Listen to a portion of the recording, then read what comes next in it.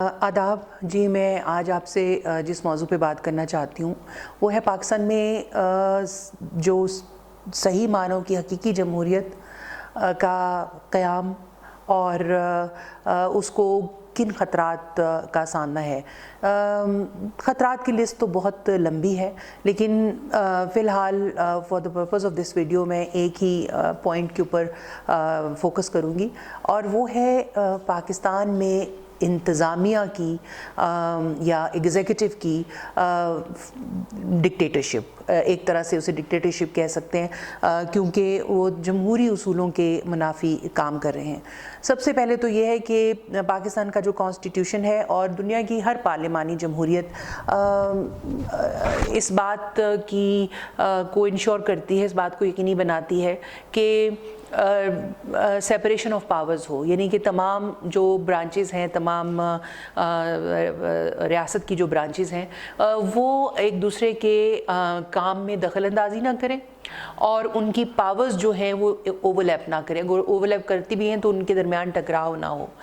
और इसी तरह से 1973 का जो हमारा कॉन्स्टिट्यूशन है उसने भी इस बात को यकीनी बनाया है। लेकिन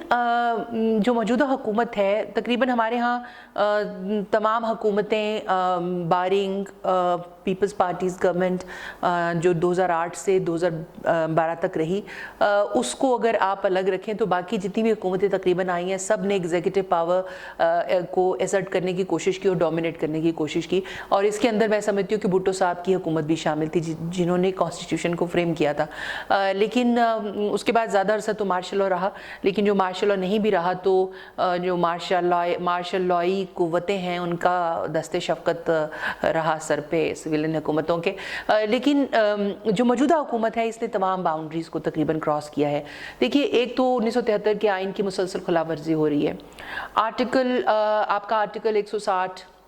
कहता है कि आपको NFC अवार्ड देना है, वो नहीं हो रहा। आपका आर्टिकल 154 कहता है कि आपको काउंसिल ऑफ कॉमन इंटरेस्ट का 150 दिनों के अंदर उसकी मीटिंग करनी है, वो नहीं हो रहा। आर्टिकल 154 का क्लॉज 3 कहता है कि आपको काउंसिल ऑफ कॉमन इंटरेस्ट का जो है वो एक इंडिपेंडेंट सेक्रेटेरिएट बनाना है, वो नहीं हो रहा। पिछली हुकूमत में भी नहीं हुआ।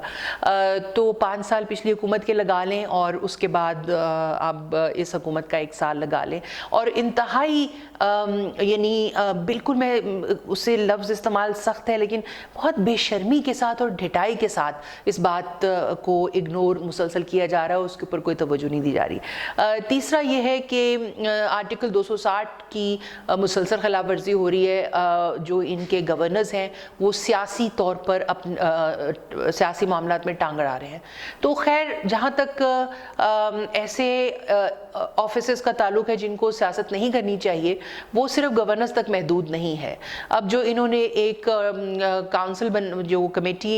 काउंसिल्स बनाई हैं, डेमोक्रेटिक और इकोनॉमिक और ब्ला ब्ला ब्ला, उन सब में वो तमाम शामिल हैं ऐसे इदारे जो नहीं होने चाहिए। इसी तरह से सबसे बड़ा मसला ये आ रहा है कि पार्लियामेंट की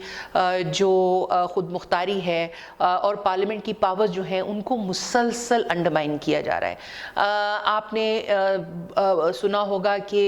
अभी रिसेंट डेज़ में प्रोडक्शन ऑर्डर्स का बड़ा जिक्र हुआ। प्रोडक्शन ऑर्डर का जो इजरा है वो जब किया गया था तो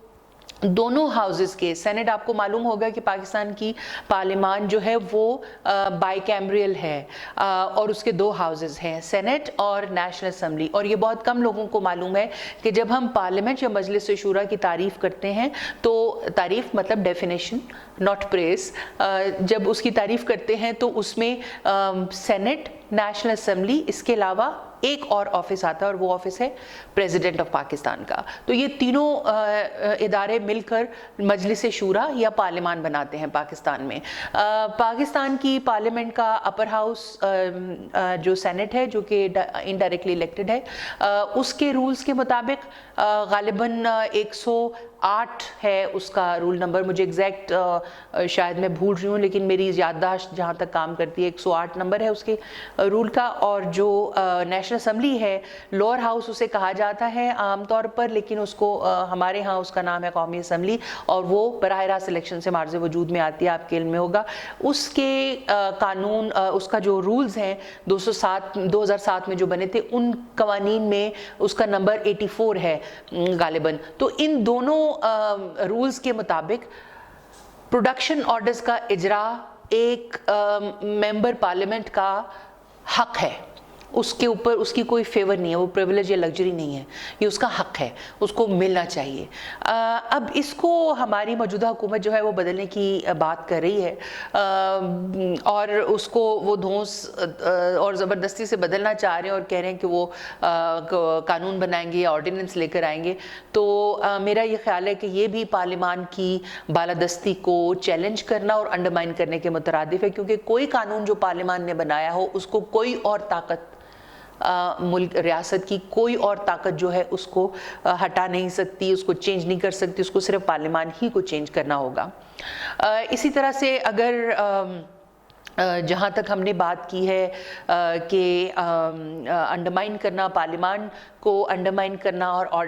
آرڈیننس کے ذریعے قانون سازی کرنا، تو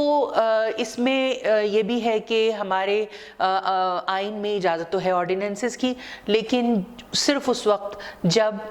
پارلیمان جو ہے وہ سیشن میں نہ ہو، اور اس کے آئندہ مستقبل قریب میں سیشن میں ہونے کی توقع بھی نہ ہو، اور وہ اتنی ایمرجنسی سچویشن ہو کہ اس کے لیے فوری قانون کا آنا ضروری ہو، صرف اس صورت میں آرڈیننس لائے جا سکتے ہیں، اور ان کو بھی 90 دن کے اندر آپ کو پارلیمان سے پاس کرانا ہوگا۔ یہاں پر مسئلہ یہ ہو رہا ہے کہ آرڈیننس، ان کو معلوم ہوتا ہے حکومتوں کو کہ جو ہے پارلیمان کے اندر بہت مشکل ہے ان کی کسی خواہش کا تسلیم ہونا، اپروو ہونا، تو وہ آرڈیننس لے آتے ہیں، اور انتظار کیا جاتا ہے اسمبلی کے پروروگ ہونے کا، سینٹ کے پروروگ ہونے کا، اور اس کے بعد فوراً آرڈیننس ایشو کر دیا جاتا ہے۔ اسی طرح سے ہمارے جو پرائم منسٹر ہیں انہوں نے یہ بھی فرمایا کہ پروڈکشن آرڈر کے قانون میں تبدیلی جو ہے وہ کی جائے گی، اور حکومت اس کے لیے آرڈیننس لے کر آئے گی۔ تو میں یہ عرض کرنا چاہتی ہوں، پرائم منسٹر صاحب کو شاید بریفنگ مکمل طور پر نہیں ہوتی، میرے خیال ہے وہ ہم میں سے کسی کو، ہم مفت میں کرنے کو تیار ہیں ان کی، ہم میں سے کسی کو وہ پوچھ لیا کریں تو ہم ان کو پھر سبکی نہیں ہوگی، شرمندگی نہیں ہوگی، ان کی ٹیم جو ہے نا وہ کافی نالائق نظر آتی ہے۔ ان کو یہ بھی کسی نے نہیں بتایا کہ یہ پارلیمان نے اپنے رولز بنائے تھے، اس کے تحت پروڈکشن آرڈر کا اجرا ہوتا ہے، یہ اس کو اوور رائڈ کرنے کے لیے حکومت کوئی آرڈیننس نہیں لا سکتی، پریزیڈنٹ صاحب اس کو سائن نہیں کر سکتے اگر آپ نے قانون اور آئین کی